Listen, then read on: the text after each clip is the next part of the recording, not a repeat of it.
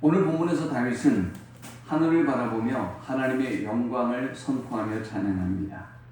하늘이 하나님의 영광을 선포하고 궁창이 그의 손으로 하신 일을 나타내는도다. 다윗은 하늘이 하나님의 영광을 선포하고 있다고 생각했습니다. 고백했습니다. 여러분은 여행을 하거나 혹은 등산을 하거나 하늘을 바라볼 때 무슨 생각을 하십니까? 야, 오늘 정말 날씨 좋다. 오늘 정말 날씨가 덥다, 맑다, 흐리다, 뭐 이런 생각들만 하고 계십니까? 아니면 보이지 아니하는 하나님의 손길과 하나님의 사랑을 여러분이 생각하고 그 은혜와 그 사랑과 그 감사의 조건들을 바라보며 하나님의 영광을 찬양하고 노래하고 있습니까? 궁창이 그의 손으로 하신 일을 나타내는도다 했어요. 궁창은 하늘이에요. 이 하늘이 하나님께서 행하신 일들을 나타내 보여주고 있다라고 말씀하고 있어요. 여러분, 이렇게 세상의 모든 자연은 저와 여러분의 삶 속에 일하시는 그리고 하나님의 뜻을 선포합니다. 이것을 자연계시라고 합니다. 그러니 우리가 이 자연을 바라보면 그저 여러분을 유익하게 하고 여러분을 만족하게 하고 여러분을 행복하게 하려고 존재하는 자연이 아니라 그 속에서 여러분에게 하나님의 영광을, 하나님의 은혜를 선포하고 있음을 알아야 합니다. 그리고 그 하나님의 은혜와 사랑에 우리가 감사하며 찬양해야 하는 것이죠.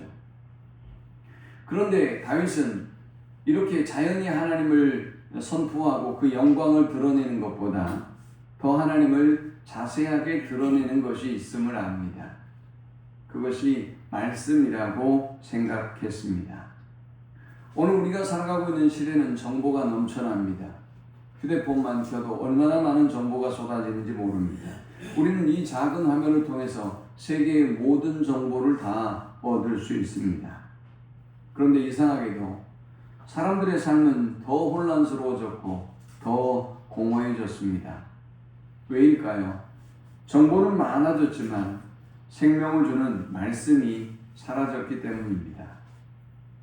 저와 여러분이 휴대폰과 수많은 시간을 보내고 또 컴퓨터와 수많은 시간을 보내는 동안 하나님의 말씀과 너무 멀어져 버렸기 때문입니다. 오늘 본문은 말씀이 사람을 살리고 말씀이 사람을 회복시키며 말씀은 사람을 변화시키는 능력이 있다라고 선포하고 있습니다. 과연 이 놀라운 말씀의 능력을 여러분은 여러분의 삶 가운데서 경험하며 살아가고 있는지요? 오늘 우리는 여름을 맞으면서 신앙의 중요한 명제들을 한 가지씩 살펴보려고 하는데 그 첫 번째 말씀을 살펴보려고 해요. 우리의 신앙생활에 있어서 가장 중요한 주제이기 때문이죠. 말씀은 과연 어떤 능력을 가지고 있으며 우리에게 어떤 의미가 있을까요? 첫 번째, 말씀은 영혼을 소성시키는 능력을 갖고 있습니다. 본문 7절에 여호와 율법은 완전하여 영혼을 소성시키며 라고 했습니다. 여기 소성시킨다, 이 말씀은 회복시킨다, 다시 되돌린다, 혹은 살려낸다 라는 의미를 갖고 있습니다. 여러분이 하나님의 말씀을 이렇게 듣는 순간 저와 여러분도 모르는 사이에 하나님의 말씀이 여러분을 회복시킵니다. 여러분의 영혼을 회복시킵니다. 그릇된 길로 갔던 우리의 인생이 회복되기 시작합니다. 이 하나님의 말씀이 우리를 다시 되돌아오게 만듭니다. 하나님과 너무 멀어진 생각들, 너무 교만한 생각들, 그릇된 모든 생각들을 버리고 우리가 하나님께로 돌아가는 역사가 나타나게 하는 힘이 말씀에는 있습니다. 하나님의 말씀은 우리를 살려냅니다. 지치고 힘든 여러분의 영혼을 살려내고 죽었던 여러분의 영혼을 살려냅니다. 세상에 치이고 사람들에게 치였던 여러분의 지친 영혼을 다시 회복하고 살려내는 능력이 이 하나님의 말씀에는 있습니다. 사랑하는 여러분, 우리가 살아가다 보면 우리의 영혼이 지칠 때가 있습니다. 겉으로는 웃고 있지만, 그리고 외식적으로는 우리가 봉사하고 있지만 안은 무너지고 그리고 썩어 있는 그런 상태가 될 수도 있습니다. 우리의 마음에 영적인 고갈이 찾아오고 기도가 중단되고 찬양을 할 수가 없으며 또 예배도 무감각해지는 영적 상태에 도달할 수 있습니다. 그런데 이런 상태에 있는 여러분을 하나님은 어떻게 되돌릴까요? 하나님은 어떻게 살리는 것일까요? 좋은 믿음의 동료를 주셔서 살릴까요? 돈으로 여러분을 회복시키실까요? 아니면 환경을 바꿔서 여러분을 회복시키실까요? 여러분을 위로할 만한 어떤 이슈들을 주셔서 여러분을 위로할까요? 아닙니다. 하나님은 말씀으로 우리의 영혼을 회복시킵니다. 엘리야를 보십시오. 엘리야는 갈멜산의 승리 이후에 극심한 고통과 좌절과 절망으로 로뎀나무 아래에서 죽기를 구했습니다. 그런데 하나님은 그런 엘리야를 포기하지 않았습니다. 하나님은 세미한 음성으로 그를 찾아오셨습니다. 엘리야야, 내가 어찌하여 여기 있느냐?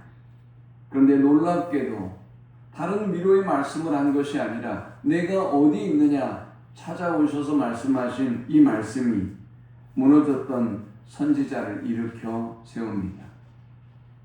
사랑하는 여러분, 이렇게 말씀은 놀라운 능력을 가지고 있어요. 지쳐있는, 방황하고 있는 여러분의 심령 가운데 하나님이 찾아와 주시고 말씀하실 때 우리는 살아나고 우리는 회복되며 다시 되돌아오고 일어서는 역사가 임하도록 하는 능력이 말씀에는 있습니다. 세상이 주는 말들은 우리를 흥분시킵니다. 젠슨 왕이라고 하는 사람이 한국에 와서 많은 사람을 만나고 한국의 문화 속에 즐기고 사람을 만나고 있습니다. 아주 우리나라의 지금의 최대의 핫 이슈죠. 저 사람의 입에서 무슨 말이 나오는가 관심이 집중되고 있습니다. 세상의 말들은, 세상의 사람들은 우리를 흥분시킬 수 있습니다. 그런데 여러분 아십니까? 우리를 살릴 수 있는 말씀은 오직 하나님의 말씀뿐이라는 사실을 말입니다. 예레미야 선지자는 이렇게 고백합니다. 주의 말씀을 내가 얻어먹었사오니 주의 말씀은 내게 기쁨과 내 마음의 즐거움이오나이다 했습니다. 하나님의 말씀을 우리가 얻어서라도 먹으면 이 하나님의 말씀은 여러분의 심령에 기쁨을 줍니다. 여러분이 지금 기쁜 일이 없는 것, 세상의 일들이 잘못되었기 때문이 아니라 하나님의 말씀이 여러분의 마음에 채워지지 않고 있기 때문입니다. 하나님의 말씀을 읽은 지도 오래됐고 이미 교만한 심령이 되어 듣지 못한 지 오래되었기 때문입니다. 하나님의 말씀을 우리가 누군가로부터 얻어먹기만 하면 여러분의 마음에는 즐거움이 가득한 역사가 일어나게 되는 것입니다. 성도는 말씀을 먹어야 삽니다. 육체는 밥을 먹지 않으면 약해집니다. 그처럼 영혼도 말씀을 먹지 않으면 병이 들고 마는 것입니다. 오늘 저와 여러분에게 필요한 것은 새로운 어떤 자극이 아닙니다. 어떤 자극적인 부흥이나 말씀도 아니에요. 그저 잔잔하게 여러분에게 들려주시는 이 말씀, 그저 여러분이 언제든지 성경을 펼치기만 하면 조용히 우리의 거실에서 안방에서 만날 수 있는 이 말씀이 우리를 살리는 것입니다. 링컨은 미국의 역사상 가장 위대한 대통령 중에 한 사람입니다. 그러나 그는 인생의 성공과 인생의 큰 실패를 얼마나 많이 맛보았는지 모릅니다. 먼저 사업에 실패했고 선거에 낙선했으며 연인의 죽음으로 고통 속에 빠졌고 깊은 우울증에 빠지기도 했습니다. 남북 전쟁의 압박감이 그의 평생을 짓누르는 고통에 시달리게 만들었습니다. 그는 한때 너무 깊은 절망 속에서 주변 사람들이 저 링컨을 저대로 홀로 두면 위험해라고 말할 정도의 심각한 상태에 도달하기도 했습니다. 그런데 놀랍게도 링컨의 아주 가까운 참모들은 공통적으로 링컨에 대해 이렇게 증언합니다. 그는 늘 성경을 가까이 합니다. 링컨은 과연 어떤 성경을 가까이 했을까요? 그는 특별히 시편 말씀을 사랑한 것으로 알려져 있습니다. 남북전쟁 중 백악관에서 링컨은 자주 홀로 성경을 펼쳐 읽고 기도했습니다. 어느 날 한 장군이 대통령님, 어떻게 이 엄청난 부담을, 이 무거운 짐을 감당해내셨습니까? 라고 묻자 링컨은 이렇게 말했다고 전해집니다. 나는 이 성경이 없었다면 지금까지 단 하루도 버티지 못했을 것입니다. 특별히 그는 시편 34편과 시편 46편을 자주 읽었다고 합니다. 하나님은 우리의 피난처시요 힘이시니 환난 중에 만날 큰 도움이시라. 아무리 힘들고 어려운 상황에서도 링컨은 이 말씀을 붙잡았습니다. 이 말씀이 그에게 힘이 되었습니다. 하나님은 나의 피난처가 되어주신다. 외롭고 고독한 상황에서도 하나님이 나의 힘이 되신다. 하나님은 나의 환난 중에 나를 도우실 큰 도움이시다. 이 믿음이 링컨으로 하여금 위대한 삶을 살게 만들었던 것입니다. 말씀은 단순한 싸구려 위로가 아닙니다. 무너진 사람을 세우는 능력이 있습니다.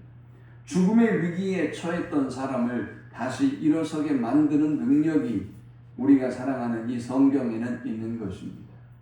사랑하는 성도 여러분, 오늘 멀리 했던 하나님의 말씀을 우리가 들어야 될 이유가 여기에 있습니다.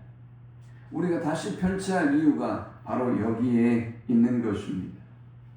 우리 교회는 성경을 읽을 때 불편하지만 꼭 일어서서 읽게 합니다.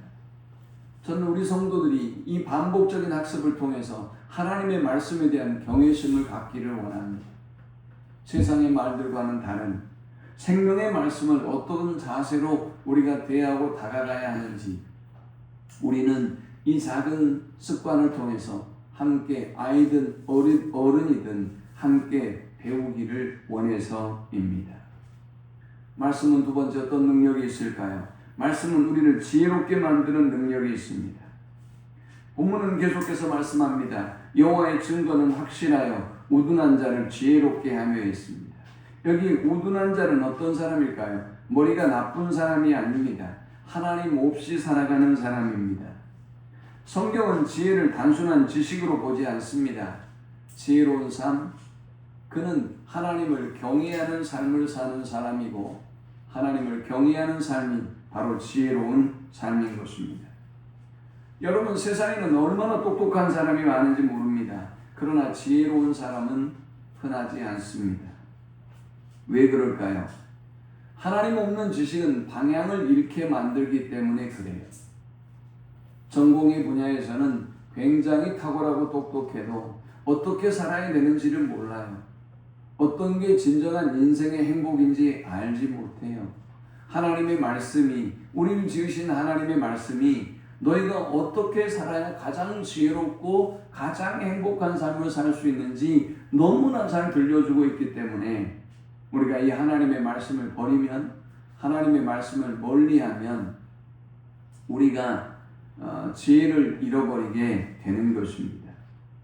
핵무기를 만들 만한 지식이 있어도 사람을 사랑할 줄 모르면 그 문명은 인간을 파괴하고 죽일 뿐입니다.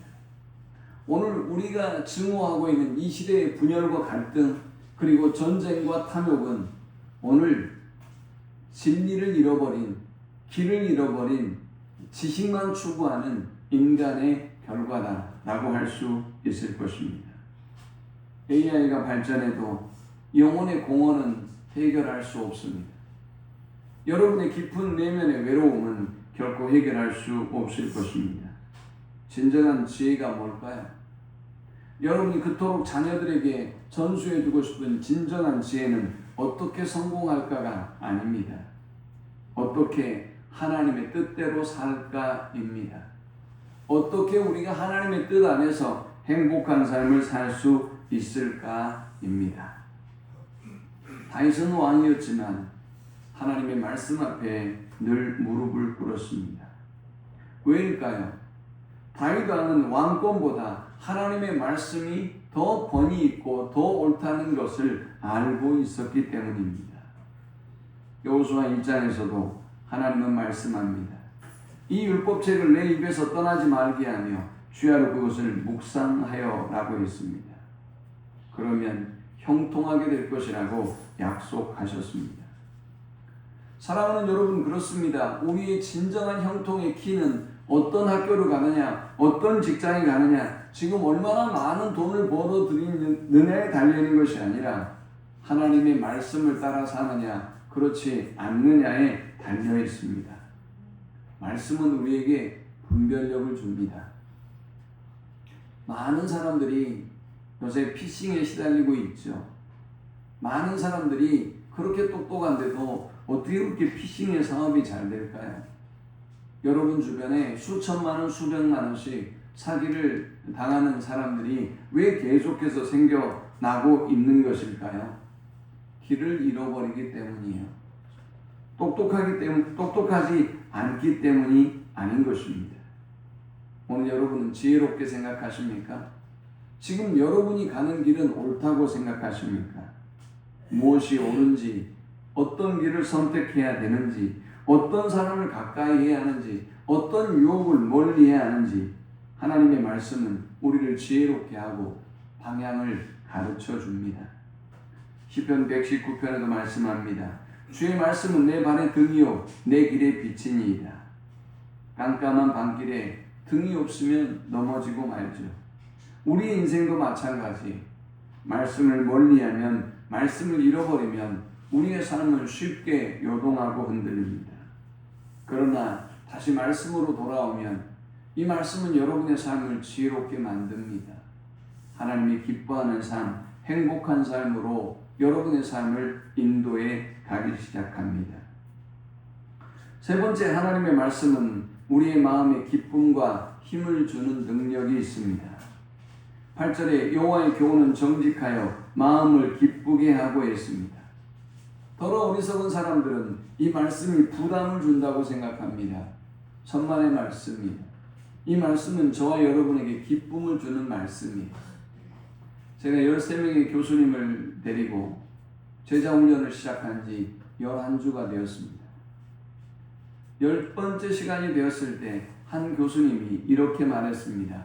저는 자유의지를 좋아하는데 예수 믿는 사람들은 자꾸 억압을 하려고 합니다. 성경은 너무 권위적입니다. 라고 말했습니다. 그래서 제가 강의를 마치면서 이렇게 말했습니다. 좋습니다. 자유의지가 무엇인지 다음 시간에 공부합시다. 라고 강의를 마쳤습니다. 그리고 11번째 시간이 되었을 때 저는 챗GPT에게 자유의지에 대해서 물었습니다. 자유의지에 대해서 정리해줘 라고 쳤습니다. 기독교적인 용어를 단 한마디도 사용해 본 적이 없습니다. 챗GPT는 정말 똑똑하더군요. 이 친구가 자유의지에 대해서 설명했습니다. 인간이 자유의지대로 살 수 있는 존재인가에 대해서 이 친구가 말하기 시작했습니다. 여러분, 인간은 과연 자유의지대로 살 수 있을까요? 대부분 예수 믿는, 잘 모르고 있는 사람들은 여러분이 마음대로 살 수 있는데 교회에 나와서 하나님을 믿어서 여러분의 자유가 제한된다고 생각해요. 천만의 말씀입니다. 중요한 한 가지의 전제는 여러분 예수를 믿든 믿지 않든 자유의지가 있다는 것입니다. 하나님이 주셨어요. 근데 문제는 뭘까요? 여러분 중에, 저를 포함한 여러분 중에 단 한 사람도 여러분의 자유의지대로 살고 있는 사람은 한 사람도 없다는 것이죠. 여러분은 누군가로부터 영향을 받아왔고 그 영향 속에 살아가요. 전라도에 태어난 사람들은 평생 그 영향 속에 살아갈 거예요. 경상도에 태어난 사람들은 평생 그 영향 속에 살아가죠. 동방예의지국, 우리가 가지고 있는 유교의 문화, 여러분의 가정의 문화들, 그리고 여러분이 만났던 사람들, 여러분을 바라보고 있는 시선들, 그 속에서 우리는 자유롭지 못해요. 누구든지 그들의 기준에 우리를 맞추며 살아가죠. 자유의지에 대해서 수많은 철학자들의 고민과 그리고 그 고민에 대한 결론은 인간은 자유의지대로 살 수 없는 결정론적인 삶을 산다라는 것이었어요. 그냥 운명을 따라 살아야 되는 존재다. 첫 번째입니다. 두 번째는 인간은 자유의지대로 살 수 있는 존재다라는 것입니다. 근데 여러분이 지금 경험하고 있듯 저와 여러분 그 누구도 자유의지대로 살고 있는 사람이 한 사람도 없다는 것을 잘 알고 있죠. 세 번째는 중용의 입장도 있어요. 어떤 부분은 정해진 대로 살아가지만 어떤 부분은 자유의지대로 살 수 있는 존재다라는 것입니다. 이렇게 정리를 하고 난 다음에 이 챗GPT가 기독교에 있어 자유의지는 대단히 중요합니다 라고 쓰기 시작했습니다. 먼저 하나님은 자유의지를 인간에게 주셨습니다 라고 썼습니다. 그리고 인간이 자유의지를 잘못 사용할지라도 하나님께서는 그들을 구원하시고 그들에게 은혜를 베푸시는 하나님입니다 라는 명제로 이끌어 갔습니다. 참으로 놀랍죠. 그리고 뭐라고 쓴 줄 아십니까? 인간은 하나님 안에서 그들의 자유의지를 사용할 때 가장 행복한 삶을 살 수 있다라고 했습니다. 바로 8절의 말씀이죠. 여러분들이 하나님 안에서 여러분이 순종하고 하나님의 뜻대로 살기 시작할 때 인간은 최고의 기쁨과 행복을 누리며 살아가는 것입니다. 아이들이 크면 자연의 이치대로 부모의 품에서 떠나가려고 합니다. 그래서 언젠가부터 문을 잠그고 언젠가부터 여러분의 곁을 떠나가려고 하죠. 일부러 붙잡으려고 하면 안 돼요. 자연의 원리고 하나님의 창조의 질서예요. 그런데 어린아이들 보십시오. 오른쪽 젖을 물리다가 왼쪽 젖으로 옮기는 이 순간, 아주 짧은 순간이에요. 얼마나 되는지 모르겠어요. 그런데 아이들은 금세 웁니다. 엄마의 품을 떠난다는 생각을 하고 있기 때문이에요. 그 아이의 생각에서는 말이죠. 엄마의 계획 속에는 더 풍족한 저주로 옮겨주는 것 뿐인데도 그렇다고요. 아이는 엄마의 품 안에서 가장 행복하고 자유롭습니다. 굉장히 건강한 상어, 굉장히 건강한 물고기가 내가 이제 더 이상 바닷속에 살 수 없어라고 나래를 펴고 지느러미를 파닥파닥 대서 육지로 활공을 하면 그 물고기는 죽습니다. 저 바다 위를 날기만 했던 새가 내가 굳이 이 공중에만 날 것이 아니라 저 바닷속도 깊이 한번 날아보자라고 머리를 바다로 향하여 날아가면 곧 그 새는 죽습니다. 기차가 레일 위에서 가장 자유로울 수 있는 것처럼 인간은 이렇게 하나님 말씀 속에서 최고의 기쁨과 감격의 삶을 살아갈 수 있는 것입니다. 많은 사람들이 하나님의 말씀을 읽는 것을 의무로 생각합니다. 성경은 읽어야 하는데, 큐티는 해야 하는데, 하나님의 말씀은 숙제가 아니에요. 누려야 될 은혜예요. 이 하나님의 말씀은 여러분이 먹어야 사는, 밥을 먹어야 살듯 먹어야 사는 영의 양식이에요. 그러므로 여러분, 우리가 하나님의 말씀을 가까이 하면 할수록 여러분의 삶은 행복해집니다. 말씀은 죽은 글씨가 아니에요. 히브리서 4장에 보면 하나님의 말씀은 살아있고 활력이 있어 라고 했어요. 살아있다라는 거예요. 하나님의 말씀은 살아있어요. 하나님의 말씀이 그래서 여러분을 눈물 흘리게 하고 이 하나님의 말씀이 여러분을 회개하게 만들고 이 하나님의 말씀이 여러분의 인생을 바꾸어 놓죠. 살아계신 하나님이 말씀하셨기 때문에 말씀하고 계시기 때문에 이 말씀이 지금 살아있는 것입니다. 성 어거스틴은 어린 시절에 아주 방탕한 아이였습니다.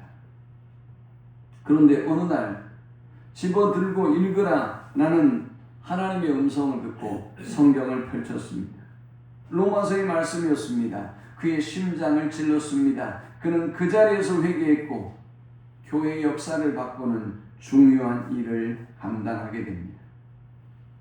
종교교육자 마틴 루터도 마찬가지였습니다. 오직 의인은 믿음으로 말미암아 살리라. 이 말씀을 붙잡고 루터는 저 유럽의 역사를 바꾸고 전 세계의 역사를 바꾸는 놀라운 기적을 행하게 되었습니다. 하나님의 말씀은 우리에게 힘을 줍니다. 아무리 힘들고 어려운 세상도 도전해보고 그리고 이겨낼 수 있는 힘을 줍니다. 하나님의 말씀은 세상이 줄 수 없는 참된 기쁨을 하나님 안에서 우리로 누리게 만듭니다. 네 번째, 말씀은 죄를 깨닫게 하고 우리의 삶을 거룩하게 만드는 능력이 있습니다. 12절에 자기 허물을 능히 깨달을 자 누구리요? 나를 숨은 허물에서 벗어나게 하소서라고 했습니다. 말씀의 가장 강력한 능력 중 하나가 우리의 죄를 드러내 보여주는 것입니다. 거울 앞에 서면 얼굴에 먼지가 보이죠. 말씀 앞에 서면, 여러분이 말씀 앞에 서면 거울 앞에 선 인간처럼 영혼의 죄가 보입니다. 말씀이 없으면 사람은 죄를 모릅니다. 말씀을 멀리하면, 말씀을 읽지 않으면, 듣지 않으면 자신이 죄된 상태를 몰라요. 그래서 자기 마음대로 살아가는 것입니다. 그런데 말씀은 분명히 여러분에게 들려주기 시작합니다. 그 길은 사람이 보기에 바르나 필경은 사망의 길이라 했어요. 성령은 하나님의 말씀을 통해서 저와 여러분의 심령을 찌르고 회개에 이르게 하는 능력을 가지고 있습니다. 그래서 베드로의 설교를 들은 사람들이 우리가 어찌할꼬? 라고 외쳤죠. 말씀이 그들의 심령을 찔렀기 때문입니다. 사랑하는 여러분, 진정한 은혜는 죄를 덮는 것이 아니라 죄를 깨닫게 하는 것입니다. 하나님의 말씀은 우리를 정죄하려고 말씀하시는 것이 아니라 우리를 깨끗게 하고 우리를 살리고 우리를 바른 길로 인도하기 위하여 말씀하시는 것입니다. 수술하는 의사가 아픈 곳을 드러내듯 하나님의 말씀은 우리의 죄를 드러냅니다. 그리고 그때부터 하나님의 치유의 역사가 시작되는 것입니다. 아무리 사랑해도 자기 자녀들 외에는 다른 아이들의 좋지 않은 것을 지적하는 것은 나중에 큰 역작용으로 다가오죠. 저도 그런 얘기 잘 안 해요. 그런데요, 정말로 사랑하면 충고하고 조언하고 바른 진리에 대하여 이야기합니다. 그 일은 누가 하죠? 그 영혼들을 가장 사랑하는 부모들이 하는 것입니다. 부모들도 그 말씀을 전하지 못하면 아이들은 희망을 잃게 돼요. 멸망에 빠지게 되는 것입니다. Amazing Grace, 나 같은 죄인 살리신 이라는 곡을 쓴 존 뉴턴은 본래 노예를 사고 파는 노예 무역상이었습니다. 그는 술과 폭력과 욕설 속에 살았던 사람이었습니다. 그것이 멋있는 삶이고 그것이 남자다운 삶이라고 생각했던 사람이었습니다. 그와 하나님과는 거리가 멀었습니다. 그러던 어느 날 폭풍 속에서 그가 타고 있었던 배가 침몰 직전에 이르게 됩니다. 그는 죽음 앞에서 어릴 적 어머니에게 들렸던 성경의 말씀을 떠올립니다. 여러분, 그래서 중요해요. 여러분들이 성경을 읽고 자녀들에게 이 하나님의 말씀을 들려주는 것이 그래서 중요해요. 여러분들이 원치 않아도 자녀들을 억지로라도 이 자리에 데리고 와서 앉혀놓고 하나님의 말씀을 듣게 하는 것이 그래서 중요한 거예요. 존 뉴턴은 이 위기 가운데서 하나님 앞에 기도합니다. 하나님, 저를 불쌍히 여겨주십시오. 하나님은 이 간절한 단순한 그의 기도를 들으시고 그를 살려주셨습니다. 존 뉴턴이 이제 하나님의 은혜를 체험하고 성경을 읽기 시작합니다. 하나님의 말씀이 잠들었던 죽어 있었던 그의 양심을 깨웁니다. 하나님의 말씀이 보이지 않았던 그의 죄를 보게 만들었습니다. 하나님의 말씀이 그에게 담대한 용기를 주어서 이전에 살았던 삶에서 유턴하는 믿음의 결단을 하게 만들었습니다. 그는 결국 목사가 되었고 평생 그의 삶은 자신이 돈을 벌어먹고 살았던 노예제를 폐지하는 일에 그의 삶을 드렸습니다. 그는 이렇게 고백합니다. 나 같은 죄인 살리신 주 은혜 놀라와. 잃었던 생명 얻었고 광명을 찾았네. 말씀은 사람의 직업만 바꾸는 것이 아닙니다. 사람의 존재 자체를 바꾸어 버립니다. 저는 우리 모든 성도들이 멀어졌던 하나님의 말씀과의 거리를 좁히고 하나님의 말씀을 사랑함으로 이 말씀이 저와 여러분을 거룩하고 정결하게 하고 하나님 기뻐하는 삶으로 인도하는 놀라운 은혜를 경험할 수 있기를 축원합니다. 여러분이 하나님의 말씀을 지키는 게 아니에요. 지키라고 노력하지 마세요. 그냥 하나님의 말씀을 가까이 하세요. 날마다 읽어보세요. 하나님의 말씀이 어느새 여러분의 삶을, 여러분의 자녀의 삶을 인도하고 계시고 또 하나님의 말씀이 오히려 여러분을 지키고 있다는 사실을 깨닫게 될 것입니다. 다섯 번째, 하나님의 말씀은 결국 우리의 삶에 놀라운 변화의 역사를 일으킨다라는 것입니다. 하나님의 말씀은 우리의 삶에서 일하시는 하나님의 역사를 보게 만듭니다. 마지막 이렇게 다윗은 고백합니다. 나의 반석이요 나의 구속자이신 여호와여, 내 입의 말과 마음의 묵상이 주님 앞에 연락되기를 원하나요? 우리가 하나님의 말씀을 사랑하고 하나님의 말씀으로 돌아가면 어떤 일이 벌어질까요? 요한복음 15장 7절에 보면 너희가 내 안에 거하고 내 말이 너희 안에 거하면 무엇이든지 원하는 대로 구하라. 그리하면 이루리라 라고 말씀하셨어요. 저와 여러분이 주님 안에 거하고 주님의 말씀 안에 거하면 이제 어떤 문제이든 어떤 고민이든 어떤 삶의 위기와 어려움이든 하나님께 여러분이 그 삶의 문제를 가지고 나아가게 되고 하나님은 여러분의 삶의 문제를 하나하나 해결하셔서 여러분의 삶을 축복의 삶으로 형통한 삶으로 인도하신다라는 것입니다. 그래서 다윗은 고백했어요. 숱한 위기와 고난 가운데서도 하나님은 나의 반석이십니다. 하나님은 나의 구속자이십니다. 여호와여, 이제 나의 입의 말과 나의 마음의 묵상까지도 하나님 앞에 연락되기를 원합니다 라고 간절히 하나님 앞에 모든 걸 맡기고 기도했고, 하나님은 다윗의 삶을 형통의 삶으로 축복의 삶으로 인도해 주셨습니다. 하나님의 말씀은 여러분에게 많은 지식을 주는데 그 목적이 있는 것이 아닙니다. 하나님이 우리에게 말씀을 주시는 이유는 우리의 삶이 하나님 앞에 연락되도록 하기 위함입니다. 하나님이 기뻐 받으시는 삶의 제사로 우리의 삶을 드릴 수 있게 하기 위해서 하나님은 오늘도 우리에게 말씀을 주시는 것입니다. 성경을 많이 아는 것이 중요한 것이 아닙니다. 말씀대로 살아가는 것이 중요합니다. 말씀을 듣고도 순종하지 않는다면 그것은 말씀을 모르는 것이고 이 말씀의 능력이 여러분의 삶 속에 나타나지 않습니다. 예수님 말씀하셨습니다. 나의 말을 듣고 행하는 자는 반석 위에 집을 지은 지혜로운 사람 같으리라. 오늘날 한국교회에 필요한 것은 더 많은 정보가 아닙니다. 말씀에 대한 순종입니다. 말씀대로 살아내는 성도, 말씀으로 자녀를 양육하는 부모, 말씀으로 교회를 세우는 성도와 지도자, 말씀으로 세상을 변화시키는 그리스도인이 필요한 것입니다.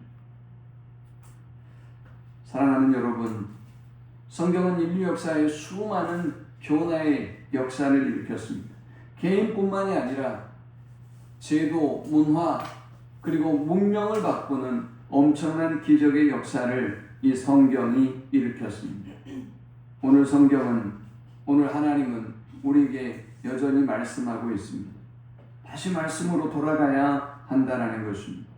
말씀은 단순히 여러분에게 감동을 주는 것이 아니라 우리의 영혼을, 우리의 운명을 완전히 뒤집어 엎고 바꿔 놓습니다.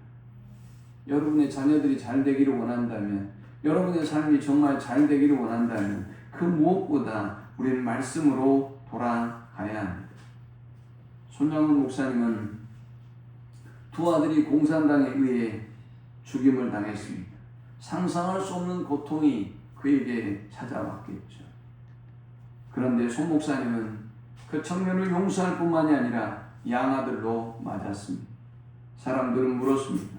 어떻게 그렇게 할 수 있습니까? 어떻게 그것이 가능합니까? 라고 물었을 때 손양원 목사님은 이렇게 말했습니다. 하나님의 말씀이 저를 그렇게 했습니다 라고 말했죠. 특별히 손양원 목사님은 너의 원수를 사랑하라 라는 이 말씀 앞에 순종하기 위하여 아들을 죽인 그 원수를 사랑하고 양아들로 맞아들였습니다. 말씀은 사람을 부드럽게 만드는 정도가 아닙니다. 인간적으로 불가능한 일들을 가능하게 만드는 것이 이 하나님의 말씀의 능력이. 우리가 어떻게 원수를 용서할 수 있어요? 어떻게 내 아들, 두 아들을 죽인 이 원수들을 용서할 뿐만이 아니라 양아들로 택할 수가 있겠어요? 불가능한 일이죠. 그러나 하나님의 말씀을 붙잡으면, 하나님의 말씀을 가까이 하면, 하나님의 말씀에 순종하면 불가능한 모든 일들은 이루어지기 시작합니다. 말씀을 맺습니다. 오늘 왜 여러분의 믿음이 약해졌습니까? 왜 기도를 잃어버렸습니까? 왜 오늘 여러분에게 기쁨이 사라져버리고 말았습니까? 왜 열정이 사라지고 사명이 묻혀지고 있는 것입니까? 그것은 말씀을 잃어버렸기 때문입니다. 말씀 위에 서 있지 않기 때문입니다. 하나님은 오늘도 우리에게 말씀합니다. 내 말을 가까이 하라. 나의 말씀 안에 거하라. 그리하면 너의 영혼이 살아날 것이다. 하나님의 말씀은 단순한 종교적 문서가 아닙니다. 살아계신 하나님의 말씀입니다. 말씀은 우리의 죽은 영혼을 다시 살릴 것입니다. 말씀은 방향을 잃어버린 우리의 인생을 새롭게 인도할 것입니다. 말씀은 죄인을 변화시킬 것입니다. 말씀은 희망이 없는 우리의 가정도 변화시킬 것입니다. 말씀은 분열된 한국 사회를 바꾸어 놓을 것입니다. 정치의 이념에 몸살이를 앓고 있는 한국 교회를 새롭게 할 것입니다. 사랑하는 성도 여러분, 말씀의 능력을 경험하십시오. 매일 말씀 앞에 서십시오. 말씀을 읽으십시오. 묵상하십시오. 그리고 순종하십시오. 주의 말씀이 내 삶을 살리는 하나님의 능력이었습니다. 라고 고백할 수 있는 사랑하는 우리 모든 성도들이 될 수 있기를 축원합니다. 우리 함께 기도합시다.